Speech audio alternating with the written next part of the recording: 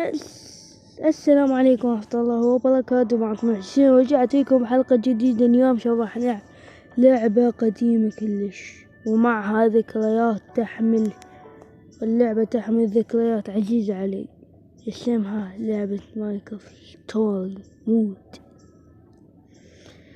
شباب، إذا أحد هذا يريدني أختم اللعبة يقول عني بالشباب، يقول إلي بس يريد ينزل اللعبة، أنا أقول لك لا تتعب نفسك، ريح روحك. وهاي الشباب، اللي يعرف مشكلة اكو مشكلة هنا، انا منزل مايكات مهكرة، مايكروفت ستوري مود مهكرة. هسه كل هذه الحلقات مفتوحة، بس المشكلة بس ادوس تحميل يطلع لي فشل التنزيل. ما ادري ليش، شنو السبب؟ شوف راح مدينكم ما حد يحكي لي شنو السبب. الله عليكم شنو السبب؟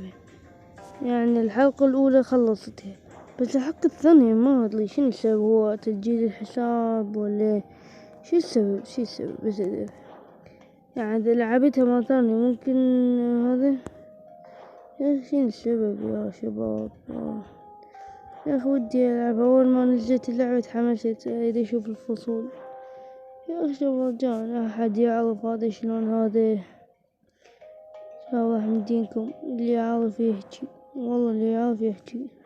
واذا واحد عرفني شلون انزل هاي الحلقة ونزلت، راح اقول لكم شلون تنزلون اللعبة. اوكي